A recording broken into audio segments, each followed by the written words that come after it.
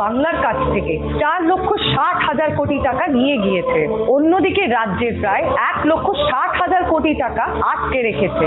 আপনার কি মনে হয় এটা ঠিক?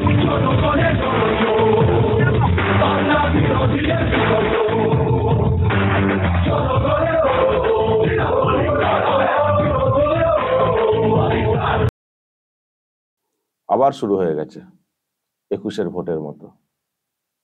এখন মানে মোবাইলে এইসব আসতে শুরু করেছে। গতকাল এটা আমাকে একজন পাঠিয়েছেন যে দেখুন ভোট ঘোষণা হয়ে গেছে, ব্যাস আবার আসতে শুরু করেছে। 21-এও এরকম আসতো, এরকম সব ভয়েস মেসেজ। প্রিয় দর্শক, আমি শফিকুল ইসলাম এবং আপনারা দেখছেন আরামবাগ টিভি। মানে এইসব হচ্ছে তৃণমূল কংগ্রেসের হাইটেক প্রচার, মিথ্যা প্রচার। এত টাকা তুলে নিয়ে গেছে, কত 4,60,000 নাকি বলা হলো, এত টাকা তুলে নিয়ে গেছে। আর আমাদের 1,60,000 কোটি, 4,60,000 কোটি তুলে নিয়ে গেছে, 1,60,000 কোটি আমাদের বকেয়া। এটা কি ঠিক হচ্ছে? প্রথমত হিসেবটাই ঠিক নেই। 1,60,000 কি করে হয়ে গেল? যখন আপনারা মানে খাত অনুযায়ী টাকার দাবি করেন, তখন তো শুনি যে জব কার্ডের টাকা বাকি 6,500 কোটি, আর আবাসে একটা সংখ্যা, মানে সেটা অল্প সংখ্যা, যেটা বুঝতে পারি। হঠাৎ করে 1,60,000 কোটি কি করে হয়ে গেল? তা মানে মানে এমনিতেই তো জল মেশানোর তো একটা হিসেব আমরা আগে দেখছিলাম, বলা হতো 1,00,000 কোটি, 1,05,000 কোটি এরকম। এখন আবার 1,60,000 কোটি কি করে হয়ে গেল? আমি আগেও এটা নিয়ে কথা বলেছি যে টাকার কি মানে ইন্টারেস্ট ধরছেন নাকি কি? আর তো নতুন করে তো কোনো বকেয়া মানে জব কার্ডের কাজের যে বাকি রয়েছে সেটাই রয়েছে, নতুন করে আর কোনো কাজও হয়নি, ফলে নতুন করে টাকা বকেয়ার কোনো কারণ নেই। আবাসের টাকা যেটা ধরেন আপনারা, সেটাই সেই হয়েই তো বন্ধ হয়ে রয়েছে। তাহলে বকেয়াটা বাড়ছে কোত্থেকে? বকেয়াটা বাড়ছে কোত্থেকে? আর তাছাড়া এই যে হিসেবটা দেখানো হতো 1,00,000 কোটি, 1,10,000 কোটি, এর মধ্যে তো ওই আমফান বুলবুল সব নিজেদের মতো করে হিসেব জুড়ে দিয়ে ওইটা করা হয়েছিল। জব কার্ড এইসব মিলিয়ে এখন আবার বলা হচ্ছে 1,60,000 কোটি। তো সবটাই হচ্ছে গন্ডগোলে হিসেবটাই প্রথমে ঠিক নেই। আর কেন্দ্রীয় সরকার কত টাকা তুলে নিয়ে গেছে সেটা তো ওনারাই বলছেন, আমরা ওই হিসেব পাইনি। কিন্তু এটা ঠিক নেই, 1,60,000 কোটি এটাই ঠিক হিসেব নয়, এটাই জল মেশানো হিসেব। দ্বিতীয়ত, আমি সব ছেড়ে দিলাম অঙ্কটা 1,60,000 কোটি, শুধু আমি বকেয়া হিসেবটা ধরছি, যেটা তারা বেশি করে বলে থাকেন যে জব কার্ডের টাকা দেওয়া হচ্ছে না, আবাসের টাকা দেওয়া হচ্ছে না। তো এখানে যখন বলা হচ্ছে যে এটা কি ঠিক হচ্ছে, আমরা বলবো হ্যাঁ ঠিক হচ্ছে। তুমি কাজ মানে টাকা পয়সা আত্মসাৎ করবে, হিসেব দিতে পারবে না, কাজ হয়নি টাকা চাইবে, ভুয়ো কার্ডে টাকা সব উঠে যাবে, টাকা কেন দেবে কেন্দ্র? ঠিক করছে, আটকে রেখেছে।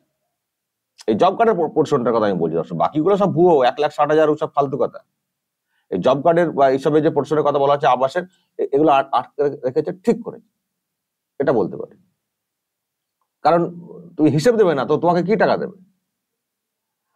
আর আরেকটা হচ্ছে যে 3 নম্বর কথা, এই যে লোকজনদেরকে বলছেন যে এত টাকা তুলে নিয়ে গেছে আর এই আটকে রেখেছে, এটা কি ঠিক হচ্ছে?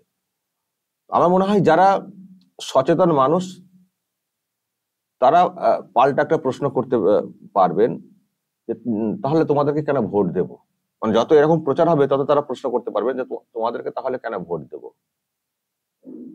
ঠিক আমরা হয়তো বলছি যে ঠিক হয়নি, তো তোমাদেরকে ভোট দিলে ঠিকটা হবে কি করে? কারণ তোমরাই তো বলে থাকো যে আমরা হারিয়েছি বলে আমাদের টাকা বাকি রেখেছে। তোমরাই তো বলে থাকো যে আমরা বিজেপিকে হারিয়েছি বলে আমাদের টাকা বাকি রেখেছে।